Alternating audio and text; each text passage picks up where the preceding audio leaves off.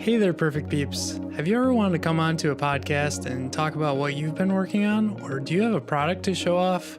We would love to have you on Purrfect.dev. Please reach out. You can find us on codingcat.dev or just reach out to me personally, Alex at codingcat.dev.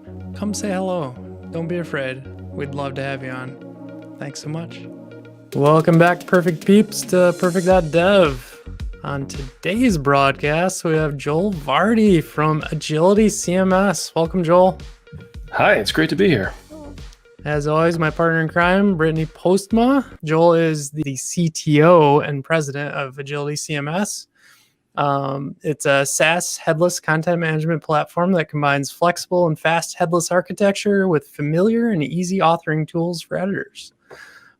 Joel, you have 20 years of experience in software development. That's incredible. Wow, I should have said, don't remind me of that on here. Gosh, that's a long time. Feels like a long time. Yeah, and it just keeps on getting longer. Every year, it just keeps on increasing. I feel like this day and age, if you're in a SaaS product and you have 20 years of experience, you've been doing something right. Been doing a lot of different things, so that's cool. And you know what? I say to this a lot: the greatest measure of success and the only guarantee of success is don't quit, never give up, and haven't yet. That's really great advice. That's why I keep telling myself on bad days with Coding Cat, it's like, oh, why do I do this on the side? And then I'm like, no, just don't quit. Just don't quit. You bet. So yeah, we're here to talk all about Agility CMS. It's another CMS, but I feel like it has a little bit of a different take to it. So first of all, can we talk a little bit about what a headless CMS actually is? Yeah, it's great. Great question. It comes up all the time, and I think I've heard a lot of different ways of talking about it. I mean, because it's like, well, what's CMS compared to traditional CMS as headless CMS? Headless CMS is API driven, so it's as opposed to it being in your website, like when you have a WordPress website, it's, when you edit the website, you're in WordPress, it's all one thing. Whereas with headless CMS, there's a separation there. So your CMS can be over here and you can send content to your website or your app or multiple websites or any your emails for whatever your email templates are, any of those things, any place where your organization needs content, you can send it there. Very cool. Yeah. And I think something that to keep kind of that mental picture for people. When we talk WordPress, like a single instance, and a lot of times we're using WordPress these days and JAMstack as kind of that API layer as well. Mm-hmm. So the difference here, with your product as well, the interesting part is it's fully hosted, correct? Yeah, so the CMS itself is a managed service. So it's like when you sign up and you create your instance, that's all taken care of for you, and that's kept in the cloud, and that presents your content. So it gives you an API access point for your content, but also it gives you all your assets. So all your files, your images and whatever, it delivers those over a CDN to you as well. So it kind of gives you two things, but it doesn't host your website for you, which is one of the more confusing things. So if a lot of people come to us to say, well, I want, I can do WordPress. What can I, how do I get a site hosted quickly with Agility? And that's why we have, starter packages and stuff to get you on things like Netlify or Vercel, where you can host completely for free and pretty much do a production website without it costing you anything to get started. So we were actually we were on the Gatsy conf earlier today, and I saw something come up about Fastly, right? So tell me a little bit. You just mentioned a CDN, and it kind of reminded me. Is that your CDN of choice, and you guys are using for Agility? Yeah, Fastly is fantastic. It is just such a great platform. So interestingly enough, Gatsby Cloud, they're using they just announced their hosting. You can do Gatsby Cloud hosting. It's on top of Fastly. Agility, we just switched our CDN not too long ago over to Fastly for all our images and files and everything, as well as the CDN. And I think the biggest thing is they have a kind of a different take to CDN as opposed to something like Akamai or Verizon, where they try to have thousands of little nodes all over the globe. Fastly has fewer nodes, but they're more powerful, which means that the cache clearing is way faster. And we find that the ability, you change some content or you change a file, and it's instantly there within it's milliseconds. And we find that it's just so great for our customers. They get instant content changes. That's awesome. What did you move away from, if you don't mind me asking? Yeah, so the other service we're using, which I still love as a service, was Oh my gosh, it's Stockpath. Oh, okay. Yeah, so Stockpath is also amazing. The difference there is that they're not quite as fast for cache clearing. So what they do, but actually it really works well, and they're a lot cheaper. So I would still recommend Stockpaths. Like if you don't have as much budget for like bandwidth and CDN and that sort of stuff, it still works. It doesn't have as many kind of bells and whistles, but it's still a pretty great product as well. So as you're providing kind of that software as a service, the CMS as a service, something kind of came into my mind. We use Cloudinary for media-backed CDN, but we're also able to CNAME that. So we have media.codingcat.dev. Is that an option that you guys provide for your CMS? Yeah, that's one of the. It comes with one of the pricing packages. I can't remember which level it comes with, but it could be the enterprise package. Which most of the people who come to look to pay for CMS, they're on like a pro level or an enterprise level, and the rest of the folks that come are like developers doing personal sites, or they're just getting going. But stuff like that is it's more of a pro level, enterprise level type feature. Okay. That one and single sign-on always is the big one. Oh yeah, enterprise single sign-on is a huge sort of enterprise type feature. Auth is always so painful. I feel like it hurts my ears just to talk about it. It's like, oh, do I have to do this again today? Yeah, well, you talk about using external products. Like we use Fastly, which basically solved all the CDN issues we have. Cloudinary is actually a great product because it just takes care of all like the asset stuff. We use Auth0 for our for all the authentication we do, and it's like, here, just takes care of it. Here, no longer a problem. So it just kind of passes it through. No SAML, no tokens you got to mess with. I mean, come on, why make it so easy, right? Yeah, totally. So there's a lot of CMSs kind of coming out in the JAMstack space. Some probably that have been around for a while. Contentful is one of those that always comes up as one of the leader. I want to say Prismic. Am I getting that right? Yeah, Prismic's the slices, right? And then for one that I'm really familiar with is Sanity.io. So if I were to sit down and like compare those that have been in this space to maybe Agility has been around, I think we talked beforehand. 2018 is when Agility CMS became a formalized product. Yeah, I mean, it's been available since 2005 as a product, but in terms of a company that only does that product, that's when Agility we kind of switch gears. We no longer build websites as part of like in-house. We just use partners. And so we really started building our developer community around 2018, and really sort of doubled down on JAMstack as well. So we've been that's when we kind of shifted gears away from .NET towards, we still do .NET, and lots of our customers are on .NET, love the platform, and it's amazing. And I think really this year we've seen JAMstack super really take off. The last kind of 6 months has been crazy. Whereas people recognize, all the different headless players, and they're saying, okay, I have this other sort of traditional player and I'm moving off, and I want to, evaluate you guys now. So, and pretty much all of the headless CMSs, like they all provide your content over an API. That's that's the key, right? It's how they do that is where the differentiation is. And it's honestly, for the developers, way better experience across the board for everybody.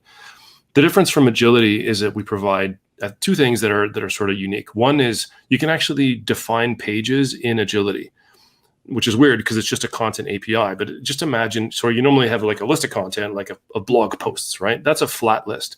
But when you have pages that you're going to route to, that's a nested list, right? So you can have like lists of sitemaps and different sitemaps in Agility. And then on there, you can actually add components onto those, which are just like the props that you would, if you think of like a React component, in Agility, you're just defining the props that are going to be sent to that component. We call it a module. So you can set up pages of modules, and it's kind of like giving your editors like Lego blocks to play with. And they can just build the website and build the page tree and do all that. And I don't know if there's any other headless CMS that does it. Certainly no one does it quite the same way. And then, look, you got your own account. You must have signed up for a free account. Sounds a lot like MDX, how MDX has like the components that you can build. Yeah. So and the interesting thing with MDX, so MDX is basically stored in Git, right? So those are like actual files. So Agility provides an API layer version of that. And what's really useful is we also have sort of the number two sort of value added benefit is something called content sync. So when you run your Next.js site, you know how whenever you do, like every time you sort of check into Next.js to your Git, it just builds your Next.js site, right? Anytime you change your content in Agility, it does what's like kind of like I say Gwim, the founder of Vercel, he's like, it's cool. It's kind of like CMS pull. We do like a little pull, which pulls all your content into your build and just pulls the delta. So it's really fast to do like a Gatsby or Next.js, those builds, because it doesn't have to pull all the content for your site to build it. And then whatever incremental generation that's built into those frameworks takes over. So it's like if I've just updated, a couple things on my page, it can just pull down what it needs to do and then update the build in there using a content sync. And it does that for both preview and live mode. So when you're previewing like a Next.js site, you don't have to do multiple deployments or anything like that. It just like, I just love Next.js because of that, because from our point of view, like we want the developers to be happy, but we want the marketers, the editors to be able to have a good experience too. Because right now, like for most CMSs, they actually have a better experience in WordPress. They're like, well, I just want to stay on WordPress. It's easier. I click save and it's automatically there. That's the perfect experience. Obviously there's a lot of reasons people are sort of looking at other platforms, right? Where traditional CMS is like, okay, at a certain point, it starts to fall down. We want to basically give the same kind of experience to make those people happy, because, they're kind of getting the shoddy end of the stick sometimes with some headless CMS. And it's not necessarily the product's fault. It's more about how it got built. Sure. Yeah. Yeah. I guess I want to talk a minute just on kind of that experience as a whole. So if we take and like, if we're in WordPress, right, you often are either in like the blocks side of it, or you're in the classic editor, right? Yep. And as a marketer, that is still, from what I've seen and experienced over my 10 years in this industry, that is crazy to like take in that mental shift of, I need a hero image and I need this content. And like you go through all of that. And then you finally like, okay, now I need to click preview and see what shows up, right? Is that kind of similar experience, or is there a way that Agility kind of helps kind of get around that, so you still have like the Next.js site up in preview mode and then like Agility over here? Is that kind of how people are managing that today?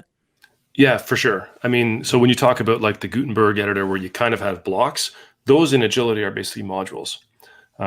And the classic editor is like the massive rich text module, which we actually ship. It's like, yeah, you can just drop a piece of rich text on there and it can do everything in terms of that. And then obviously people tend to have like two sides of it open at the same time. It's like you'll have your preview window and that's built in. And what's kind of nice is you can actually define, you don't need a plugin or anything to tell Agility where your site is deployed for preview or production, so that you actually have the preview link all hooked up there. Yeah, I was kind of thinking I had this set up. I was going to show, okay, maybe I do.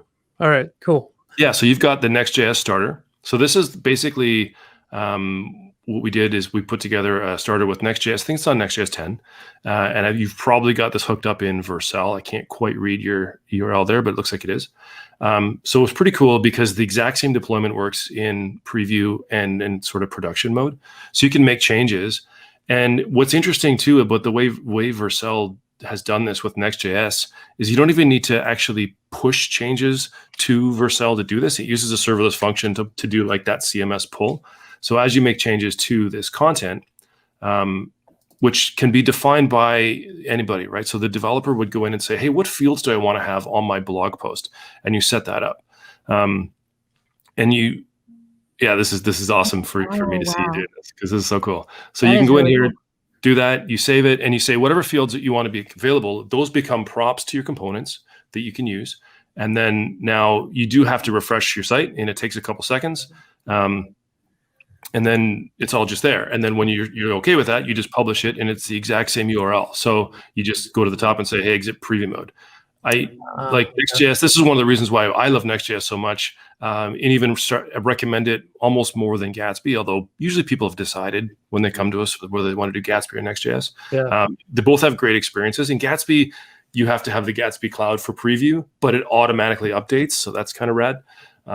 Whereas Next.js, you do have to refresh. But I just think it's just so flexible, and it's so easy to take your content structures that you define in Agility. So you build that content model and put whatever fields in there you want, as opposed to having like a WordPress, you get that one big rich text editor, which is amazing as a marketer. It's like, hey, complete creative freedom.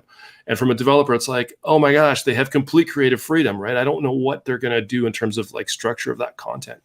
And so for a lot of our customers, they don't actually have, you know, a lot of experience with HTML or with even deciding what structures they want. So what happens is people will build pretty complex models that are highly templated and then just pass those through to all their components that they set up. Now, So you were talking about Next and Gatsby. Is it just React world that we're living in, or are we able to pull it into like Vue or Svelte or Angular or any other framework out there? Well, I'll say this, it's an API driven world that we're living in, and all those frameworks are just the thing of the day. And I would say React is probably one of the biggest things of the day, even more so because of the popularity of Next and Gatsby, because they've just kind of taken off. People know them. I'm getting enterprise customers coming to me saying, we have to build our next site using this technology. And now we're asking all the other questions, which kind of a year and a half ago, that wasn't a thing. They were still like, it has to be on PHP or it has to be .NET or whatever. So that's pretty cool. But at the same time, other frameworks are super exciting, and of course, you can just consume the API and build your site with Eleventy, which I love. It's amazing, great product, super simple. Or Svelte, which is also cool. I actually, when Sapper first came out, which is like the static site generator for Svelte, I immediately jumped on there and created an Agility site with it. So pretty cool. Nuxt is another one on top of Vue. Looking at those now, I actually just was working last weekend on our Nuxt. So we have a Nuxt, same thing that you're working on there with Next.js, you can do with Nuxt with Agility. So you can pull that content in anywhere because it's literally just JSON, right? You do whatever you want with it. But I find that they're about 12 to 18 months behind where Next was last year. You know what I mean? I think that the innovation from Next.js and Gatsby open source communities and those teams is just out of sight. It's kind of driving the community right now. Yeah, I mean, they're at the lead of the pack. Yeah, and what's really cool is like they're super friendly people. They're really great to work with. I've had conversations with CEOs from both companies, and they're just really great human beings. And I think that's, to me, JAMstack is as much about that community as it is the technology. So I think that's really cool. Yeah, that's cool. We've had the pleasure of having the CEO of Vercel on. So I always want to say Next. I have to like separate that product in my mind. So I'm curious. You have an article that I was reading through, and I wonder if you could talk about it a little bit. So the title of it is DXP versus Headless CMS. Oh yeah, Headless CMS is now the foundation of modern DXP. Can you break down some like acronyms, what DXP is, and just talk about that article? Yeah, I'm actually working on a video to accompany that because I've had a lot of questions on that. I was writing this, I'm thinking, this is going to be a lot of questions. I need to answer these as a companion. DXP is a digital experience platform. So it's kind of the alternate version. Like it's like if there were multiple dimensions and someone said, okay, Headless CMS is one thing where it's just going to solve the content problem. Someone building a DXP platform says, we're going to solve every single problem and put it in one. We're going to take vendor lock-in and we're going to like build the lock stronger because we're going to have everything in there. And typically that tends to be more of an enterprise type thing, right? Because a company doesn't want to go through procurement on so many different vendors, even though I think that over the years, companies have taken on a lot of vendors, but it's like, hey, I'm going to use, and so like Adobe is a good example of this, Adobe Experience Platform, right? They don't even say they're a CMS, they're an experience platform, and you have to use all of Adobe's tools to get the full benefit kind of thing. And it's pretty expensive, but it solves a lot of problems for you, right? It does a lot of things if you can ever get it installed fully or whatever, right? And I don't know if anybody uses the full picture. Good question. And we have some customers who use Agility as well as Adobe. So a Headless CMS is nimble. It can just kind of work in there and you don't have to do everything with it. You can just do what you need to do. I have a lot of frustration with Adobe. So like their AEM product and certain things, I've had to implement them in the past, and they're just ripping off open source and rebranding it, and it's super frustrating to me. So it's interesting to hear you talk kind of about that, getting people into this whole immersive like experience, and then you find out, well, it's not really truly like a nice experience to be part of either. Like it's just a bunch of things they've glued together that you're working through. So I think it's almost better to embrace the Jamstack nature of things, because that's how all of these function anyways. Yeah, let's look at the tools, right? Look at the various tools that actually work the best. Yeah. Use those. Yeah, exactly.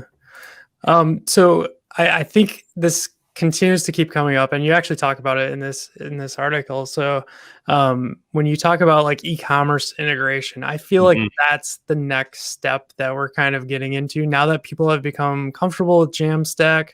They're comfortable with all of the different vendors and things like that. E-commerce is that next plateau. I feel like WordPress has a great solution for, because they've had time to build it up. Where do you see that space taking off, especially around agility? Well, very interestingly enough, Agility actually used to sell. Agility was on its way to becoming a headless DXP. That's kind of what we were doing. But e-commerce is hard. So we actually have an e-commerce platform that we had built that we still have customers using today. And we used the nature of headless e-commerce with Jamstack to basically solve kind of Black Friday type problems for a bunch of customers. And basically that's what we do now when we recommend, headless e-commerce like BigCommerce or Shopify or Snipcart, to say, hey, look, build it on in a sort of the Jamstack methodology. Your site won't go down because you had this, big influx of folks who clicked on your Black Friday email or your whatever sale or promotion that you had. It won't just crash, which is typically what, we've seen from even people who have like a regular Shopify store. If they go viral, some like, hey, buy my makeup and it's huge and everyone's got this thing. And then they go to the Shopify store. Well, if you weren't ramped up and ready for that traffic, then that store could crash for you, right? Like the self-hosted thing. So your Jamstack site is much more resilient to that. So I think it's just a better model. Of course, then you run into the questions of, well, does it take 20 minutes to rebuild your site and all that sort of stuff?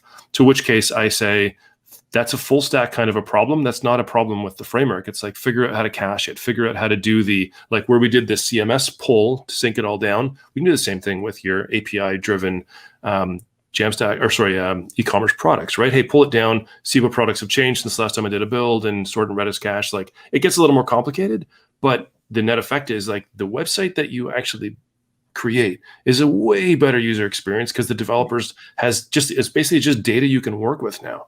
And then it's like the checkout experience. You can offload that to the provider or rebuild it yourself. Or if you're using something like Stripe can take care of it for you. Yeah, it's nice to like offload a lot of that for developers too, so you can understand that they're being securely done. So Stripe is like a massive company, right? Oh yeah. They have a ton of developers, a ton of QA, and you don't have to worry about it. Like, they provide a nice little API you can call out to, and now they're doing almost their whole hosted experience over there too, that you can kind of rebrand. So where do you see that kind of tying in Agility's future? Is that kind of the same way? Like, you guys are just 100% focused on the CMS portion of this, and the e-commerce side, like, you'll probably partner with a Snipcart or something like that to build out a product example and go from there? Yeah, I spend a lot of my time making reference as a developer. I don't build websites. I build reference websites for folks to start from scratch. So I've done, there's a BigCommerce one, there's a Shopify example. And the biggest thing is, how do we pull those products into the CMS so that people can promote them better, which is the real reason to have, you want to maintain your branding across your website with your products. But so if I have, like you talked about, I want to do the hero image and pick the product that's going to link out to there. So in the CMS, to have an integration with Shopify or BigCommerce or whatever. And what we've been doing is taking examples, like if the Next Commerce example, which you may have seen, took that and created it. So in Agility now, there's the same example, which is great, because when you deploy it, the deploy experience, you choose your Agility account, you also choose your BigCommerce account, and it just creates that for you. But then it provides the integration inside Agility to say, hey, what is my page structure going to be? And how do I move things around in terms of content? It gives that control to the editors and makes it so, as a developer, I just write the code once and my editor just takes care of all that stuff after. The marketers have more power. So that's actually a really good good segue into our next question too, because as I jumped into the Agility product, just kind of poking around, checking out CMS, I'm like, is this a better setup for your marketing team to go into first before you even like sit down with design and developers to start kind of carving out the site, because they can load it with product and what are marketers? Copy. They can put copy in there like all they want to, right? Is that the approach you see individuals using with Agility today, or is it still developers getting in first? Well, it depends on the organization and it depends on the plan. Oftentimes folks will come to us, they already have a design. They're like, hey, we want to rebuild a website and it's going to look like this. And this is what all the copy is going to be. And can that go into Agility? So they've taken what I call a design first approach, which like 90% of people kind of do, because we think in pictures and boxes and whatnot. We ask people to say, okay, awesome design. Now let's leave that and know that that's there and take a content first approach and sort of designing for the future. Because what we want is to be able to have someone where you can rebuild your website as many times as you want, change the design, but there's certain like copy and content that doesn't change. We've had some customers like been around like Cineplex here in Canada. They've been on the same pretty much the same content model since 2007. So they came to us and we actually built their website because we were building websites then. But now that same content is on their apps. It's on smart TVs. And because they took the time to say, okay, we want to do this right, they were coming from like classic ASP at the time, and it was pretty horrible. But the same kind of problems is what they had. And now they're rebuilding everything and they're using JAMstack, combinations of .NET and JAMstack. And it's like the technology doesn't matter. It's just an API. You can do whatever you want. But they really cared about the content, right? And I'm passionate about that because I would love it if I could say, hey, you know what? Don't worry about where it's going to go yet. What content is important to your organization, and have that conversation.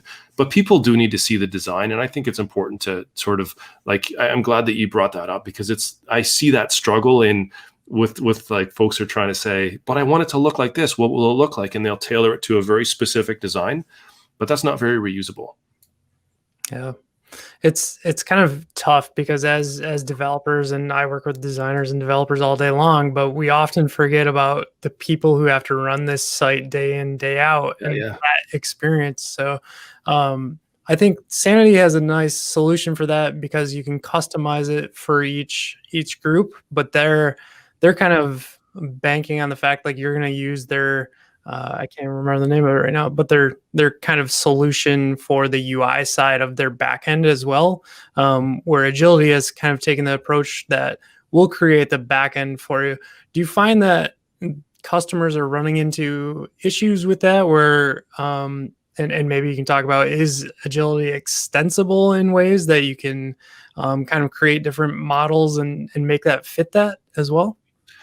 Yeah, and that's where there's, I think, a little bit of a learning curve, because there's a model and then there's the actual content, and you can set up and create and reuse the models within Agility as many times as you want. So once you decide that you have, hey, this is the structure of like a piece of content for us. So yeah, you're on the post model.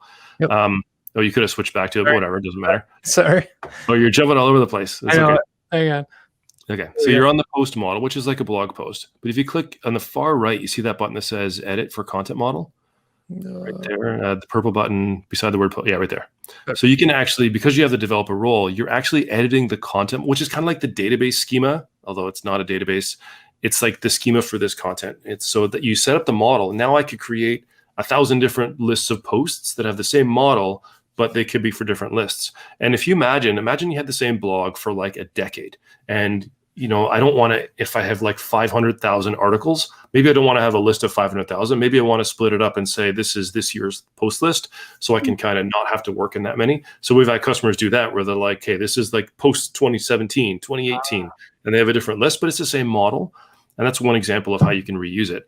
The other example where it gets reused is you think of like the module side of things. Like, how often do you reuse components that have the same props? But say I have like, I don't know, like an image gallery or an image slider of some kind or whatever, like a hero image. I could create the model for that and then allow my developers to draw, or my editors, I should say, to drop that on whatever page, wherever they want that to go, and put whatever content on there with that specific framework that'll be used in a component.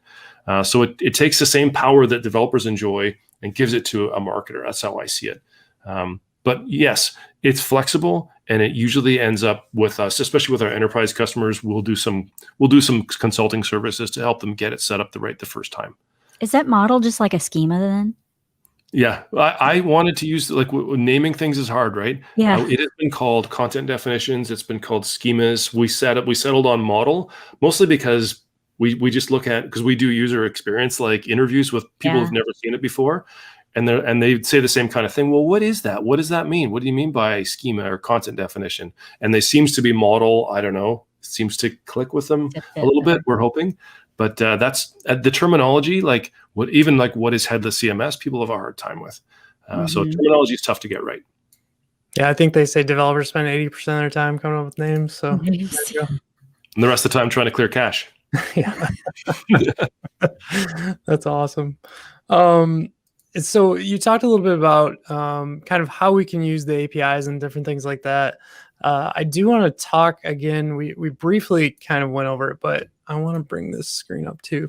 So this is your asset screen as well. Yeah. I want to talk a minute. So we kind of spoke about Cloudinary. How does this solution work for the Agility CMS and like images? If I were to use one, is it still allowing things like Cloudinary has? So I can bring up a WebP version of it, a different size. What does that look like going forward?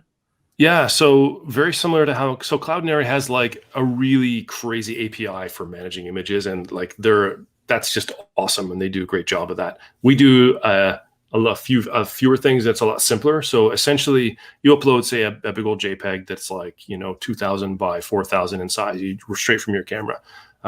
You can then very easily, so that's delivered over the CDN, but it doesn't make it faster because it's 5 megabyte file. So you can just use query strings to like $W equals 500. Now it will resize that and scale that for you. And I think the default quality of the JPEG is like 60. So that's what most 90% of people, they just use that to do, and they'll use like the picture tag and make a bunch of sort of responsive image sizes for the different images. And that's probably the easiest way to do it. So that's all delivered through there, and those images are delivered through Fastly. So I think some of the stuff that kind of came out in Gatsby and Next.js has this now too. The image component that kind of comes into play there. Are they still like working with vendors like you? So like they have a Cloudinary and Imagix and stuff like that.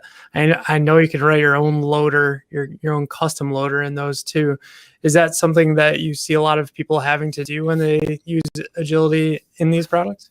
Yeah, this is kind of like becomes an existential conversation. So those image components, both the Next and the Gatsby image component, 11T has one as well. What they try to do is download the image and then pull it into the site and then manipulate it down there and store like a whole bunch of versions of it in the different formats that it thinks is good. My point of view is, well, I don't want to take up time in my build doing that, because all I need to do is manage the query strings, and that's the same thing. So I've built, I think every developer has built like their own like image component that does that. And so we're actually working with the Next.js and the Gatsby team to adapt those image components so they don't have to download the images and all that sort of stuff. Now, as I say, it's kind of an existential conversation, because there's some people that say, well, it's an atomic build. This is the version of my site at this time. It should have the images too. So if you want to do that, if you believe that, then that's fine. You can use like Gatsby image or Next image, and it will just work and pull it all down. But the build is a lot heavier, a lot bigger, has all that image data, which you don't have to put in there. So that's like, you really hit the nail on the head with that question, because it does come up quite a bit, and those components are amazing. But I'd like to adapt them so they don't have to download the images. How does it decide what to serve up to the client?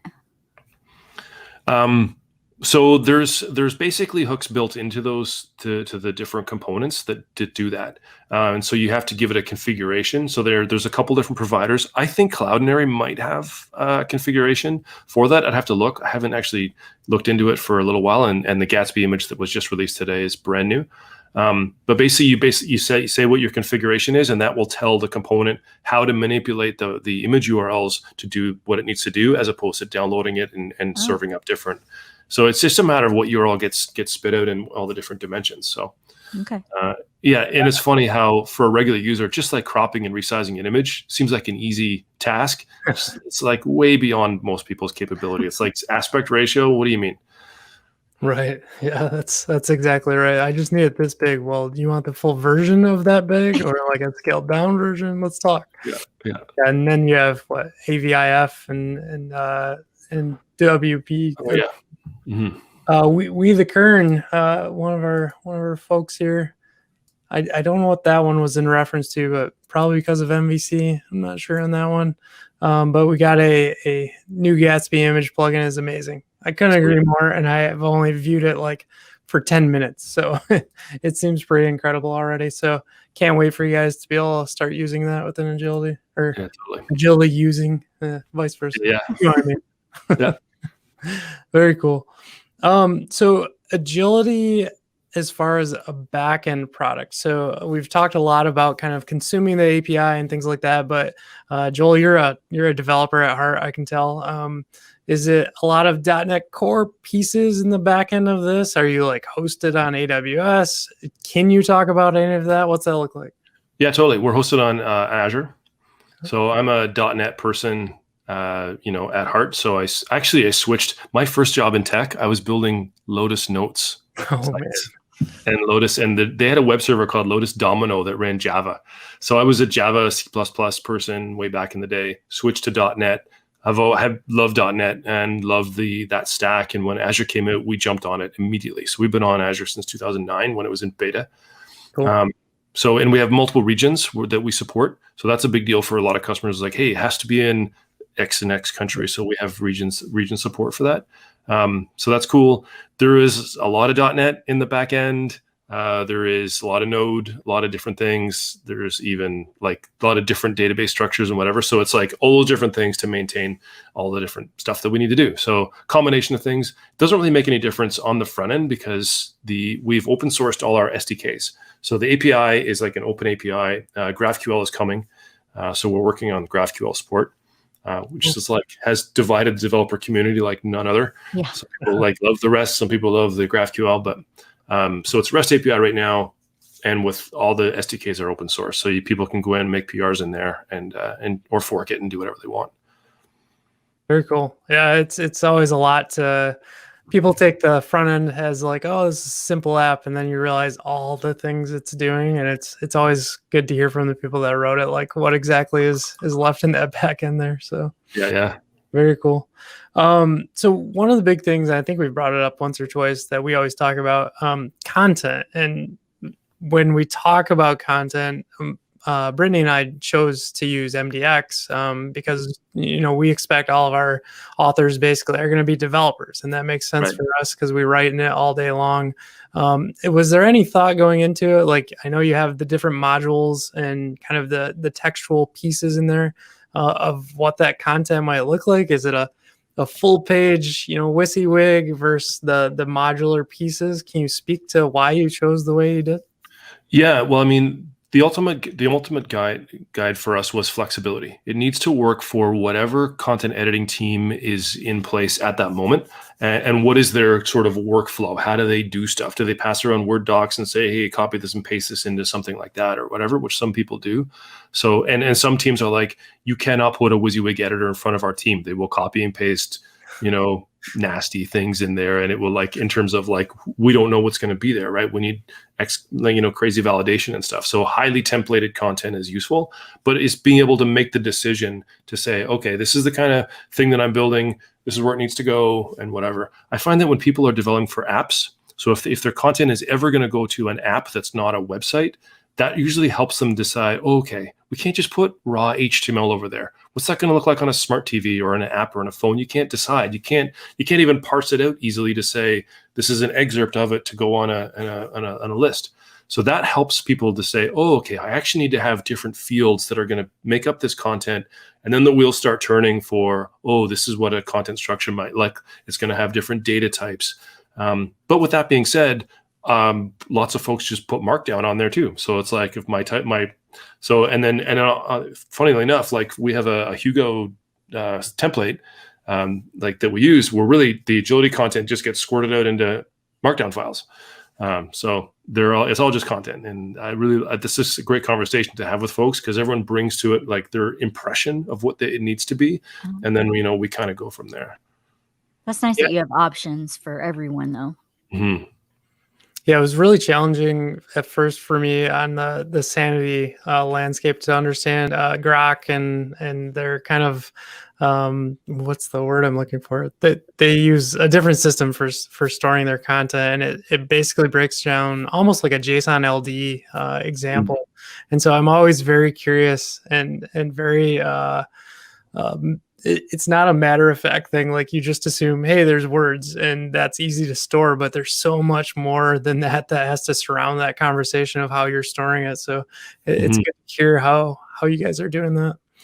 On that kind of same note, I believe you wrote this article too. Maybe James did. No, I think it's you. Why you as a developer should be using a CMS. So this is something that we also grapple with, right? So I wrote our entire LMS backend for CodingCat, and it uses Firebase. But I often sit there and go, should I have done this? Like, is the data modeling and stuff like that worth it, and the security and things? So why would we rather use like a CMS instead of like Firebase is one example, but like, Amplify has DynamoDB, and like we could go on and on and on. Why not just a database?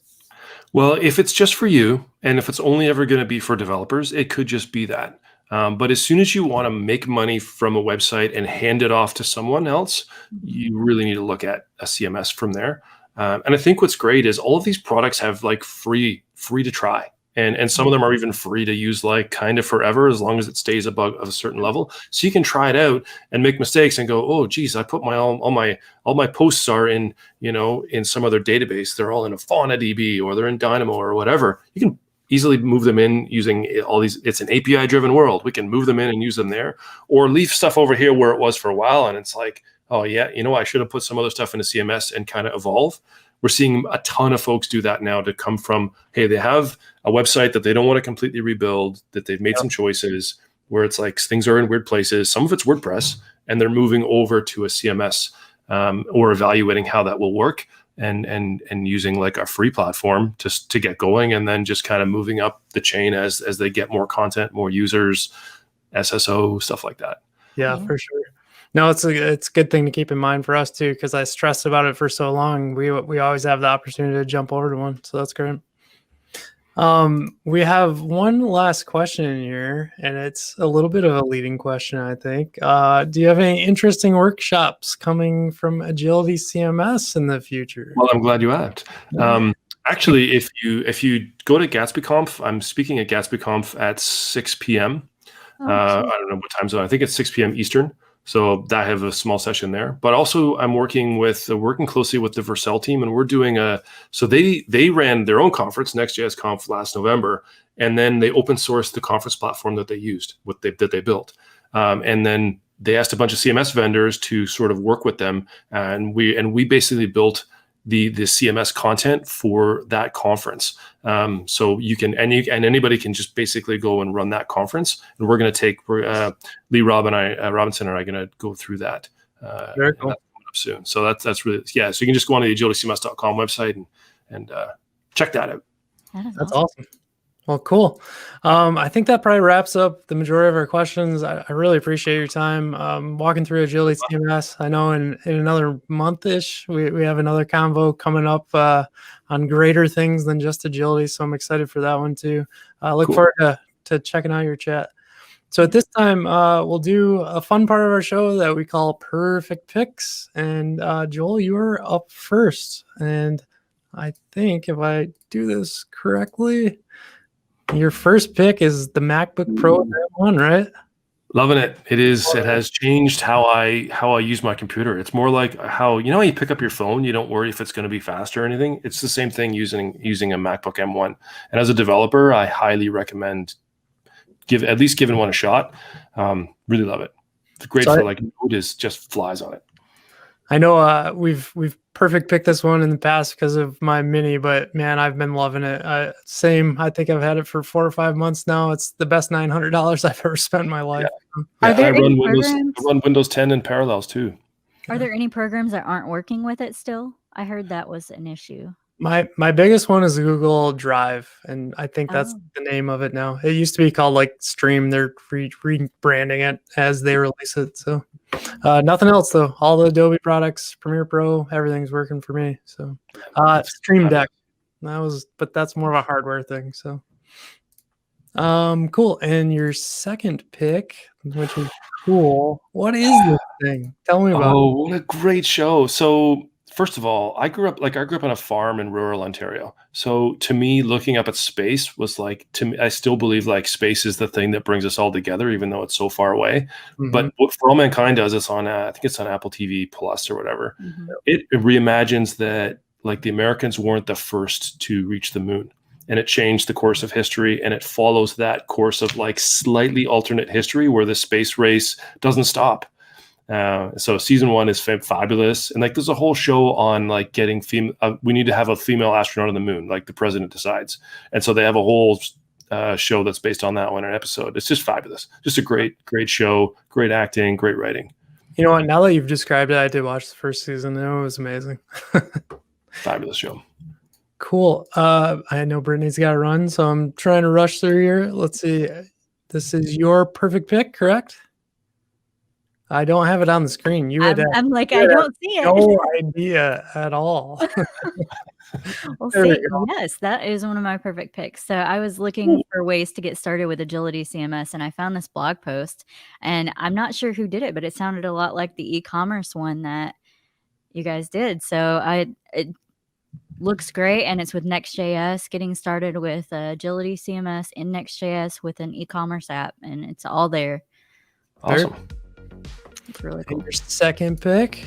My second pick is Too Good Yogurt, which is random, but it's really good Greek yogurt, and I try to stay keto, especially during the week where I keep my carbs down, and it has 2 grams of sugar and only 80 calories in each one of them, so they're delicious.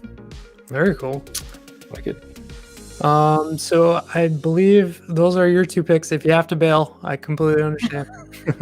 I'm good for a few minutes. Okay. So yes, here's Agility. I can't use that as my pick. That's too easy, but go check out Agility. I think it's awesome, and check out starters. I'm going to use this as my pick because I was really lazy and didn't get a pick in today. So go check these starters out. It's really simple to get started with Agility. The second thing I'm going to do, because it was announced today, Gatsby version 3.0. Check this out. NPM install it. I am going to throw up We the Kern has a confirmation. It is 6 p.m. for Architecting Full Stack Solutions JAMstack World. Man, did you come up with that title? That is awesome. Yeah, that's actually it's kind of like I did it from the next point of view at a previous conference, and then I adjusted it for Gatsby for this one. Really looking forward to it and seeing how folks react to it. Very cool. Well, I really, really appreciate you coming on, Joel. I know we have another talk in about a month coming up, and I'm already excited for that one. I'm excited to see where Agility CMS continues to grow in the coming years. This has been great talking to you guys. Really, really fun coming on your show. Thanks a lot. Thank you. Thank you for joining us. All right. Take care, guys.